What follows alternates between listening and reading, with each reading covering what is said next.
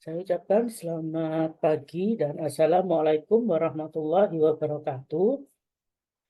Baik, pada video hari ini yaitu saya melanjutkan dari video yang minggu yang lalu gitu ya. Jadi di video sebelumnya saya sudah membahas tentang bagaimana cara menyelesaikan soal-soal dengan penerapan hukum Hess gitu ya.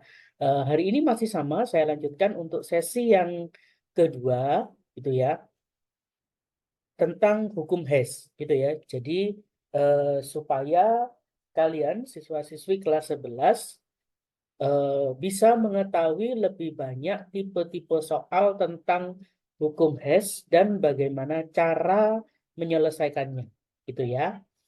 Baik, dengan adanya video ini saya berharap siswa-siswi kelas 11 jauh lebih mudah mempelajari termokimia gitu ya. Baik, untuk pembahasan soalnya silahkan disimak sambil dibuka mungkin bukunya gitu ya.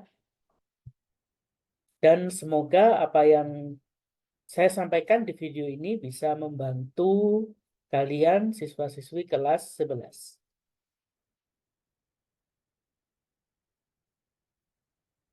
Oke, soal tipe yang pertama ada diagramnya seperti ini gitu ya. Kalau kalian lihat ya, kalau diamati yaitu dari A menuju B, dari B menuju C. Kemudian di sisi yang lain dari A menuju ke D, dari D menuju ke C. Gitu ya. Berarti titik awalnya adalah A, titik akhirnya adalah C. Gitu ya. Nah, kalau kita amati di sini ya, untuk mempermudah perhitungan gitu ya. Di sini cuma ada delta H saja asli di soalnya gitu ya. Maka untuk mempermudah saya tambahkan angka gitu ya. Ya, saya perhatikan ini saya tambah angka 1 jadi delta H1, ini delta H2, yang ini delta H3 gitu ya. Nah, yang ditanyakan adalah nilai dari delta HR ya, yaitu yang ini. Oke. Nah, kalau kita amati ya kalian bisa perhatikan untuk delta HR dengan delta H3 itu satu arah. Gitu ya. Kenapa? Karena di video yang lalu sudah saya jelaskan bahwa kalau ujung panah ketemu bagian belakang seperti ini, maka itu namanya searah. Gitu ya. Tapi kalau ujung ketemu ujung namanya berlawanan. Oke, bisa dilihat di bagian C ya, ini ujung panah ketemu ujung panah yang lain. Gitu ya. Maka nanti 3 dan 4 akan saling berlawanan. Mohon maaf, maksud saya 3 dan 2 ya, itu akan saling berlawanan. Oke. Nah, sementara kita kembali lagi ke A menjadi B, dari B menjadi C. Nah, ini dia juga satu arah panahnya. Gitu ya. Karena apa? Titik ujung panah ketemu bagian belakangnya. Ya, jadi ujung depan ketemu ujung belakang. Ya, tetapi kalau kalian amati keseluruhan dari gambar, ya, AB ke C itu berlawanan dengan AD ke C, gitu ya. Dengan kata lain, 1 dan 3, mohon maaf, 1 dan 2 itu searah, tapi 1 dan 2 itu berlawanan dengan delta HR dan delta H3. Bisa dipahami ya. Jadi ini searah, ya, yang ADC ini juga searah, tetapi ABC dengan ADC itu berlawanan. Gitu ya. Sehingga, nah pada hukum Hess-nya berlaku apa? Seperti ini, yaitu delta HR ditambah delta H3. Maka ini ditambah yang ini. Sama dengan lawannya, yaitu 1 ditambah 2. Gitu ya, alias delta H1 ditambah delta H2. Oke? Nah, kalau sudah, ingat ini dibolak-balik nggak ada masalah ya. Misalkan, Pak, saya 1 dan 2-nya di sebelah kiri. Delta HR dan delta H3-nya di kanan, maka nggak ada masalah. Gitu ya. Tetapi tujuan saya, reaksinya seperti ini. Kenapa? Karena kita mencari delta HR-nya. Biar dia ada di ruas sebelah kiri. Oke, tinggal kita masukkan angkanya. Jadi setelah ketemu rumusnya, sudah kita buat rumusnya berdasarkan hukum Hess yang berlaku, gitu ya. maka angka-angkanya tinggal kita masukkan saja. Ya, jadinya seperti ini.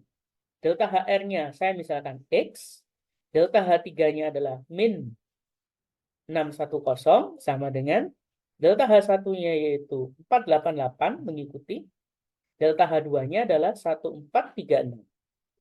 Itu ya. Nah, seperti ini saya yakin kalian sudah bisa gitu ya.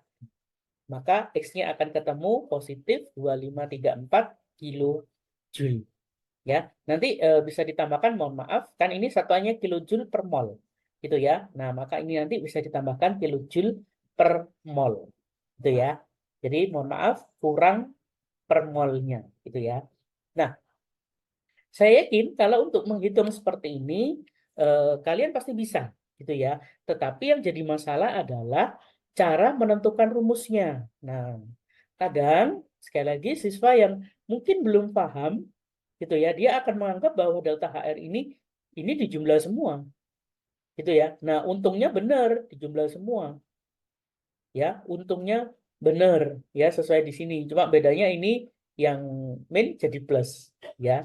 Nah, maka saya khawatirnya ini dijumlah langsung saja ya, mengikuti tandanya, maka pasti akan salah gitu ya.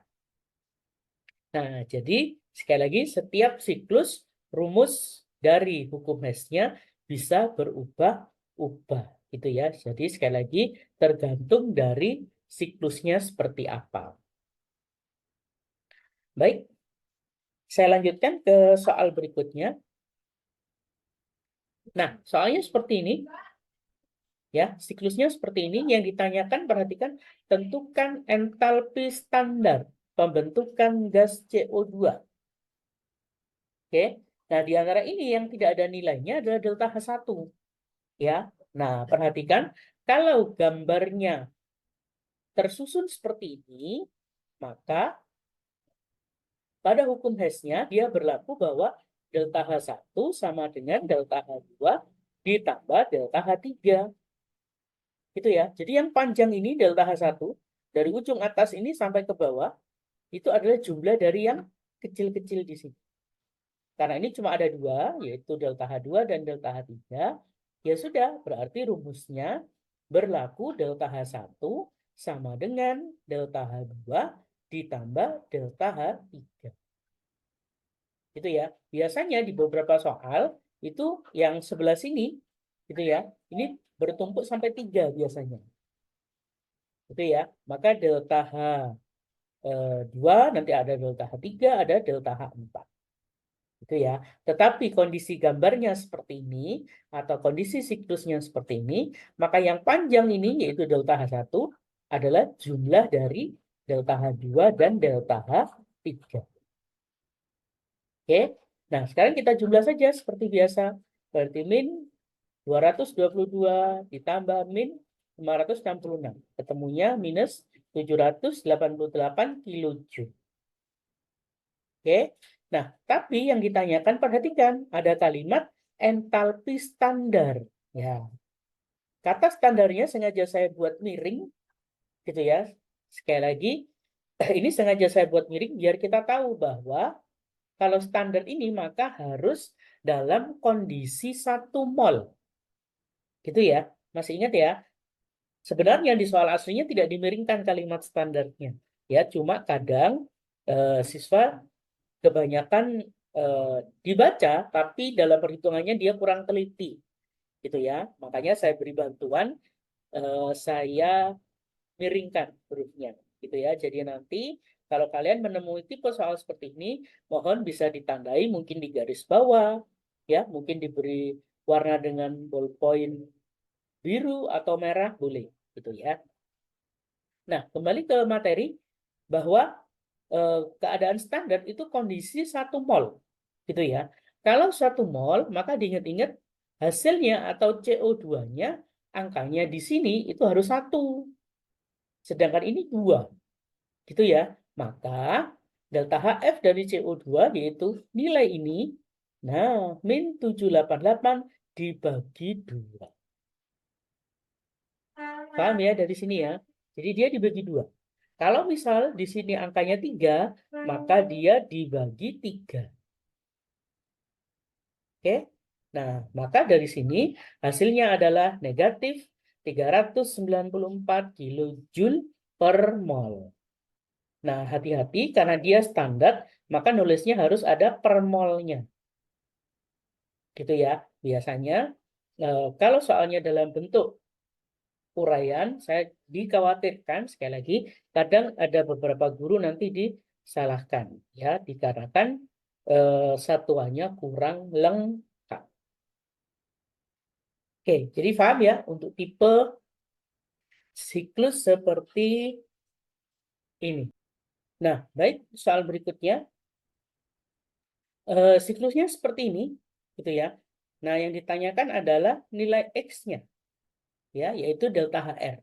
Oke, tapi perhatikan di sini, karena di sini satuannya hanya kilojoule saja, gitu ya. Kemudian perhatikan delta HR itu mengarah ke NO2. Itu yang pertama. Kedua, lihat koefisiennya. Koefisiennya ada angka 2-nya. Gitu ya. Nah, karena satuannya cuma kilojoule, ya, tidak ada per mol, ya, maka di hasil akhirnya nggak perlu dibagi 2. Nah, itu bedanya dengan yang tadi. Gitu ya, dengan soal yang sebelumnya. Oke? Nah, karena satuannya tidak ada per molnya. Gitu ya. Kalau di soal sebelumnya tadi ada kata standar, ya, itu. Kemudian, kalau ada soal, misalkan tipenya seperti ini, tapi satuannya ada per molnya. Nah, gitu ya. Maka hasil akhirnya setelah nilai X-nya ketemu, maka harus dibagi 2. Oke? Baik, karena siklusnya seperti ini, ya, maka delta H3 dengan delta HR itu searah, gitu ya. Kenapa? Karena ujung panah ketemu bagian belakang. Kemudian delta H2-nya berlawanan arah. Ya. Nah, kalau sudah perhatikan. Nah, maka berdasarkan gambar ini, hukum Hess yang berlaku adalah, nah, seperti ini. Delta H2, yaitu yang ini, sama dengan delta H3 ditambah delta HN. Ya, yaitu perjalanan ini ditambah ke sini. Gitu ya. Nah, kalau sudah, tinggal kita ganti angkanya. Yaitu minus 66 untuk delta H2, delta H3-nya 48, delta HR-nya adalah X. Gitu ya. Nah, dengan demikian, maka X-nya ketemu minus 144 kilojoule. Gitu ya, tidak perlu dibagi 2. Ya, kenapa? Karena tidak ada per molnya.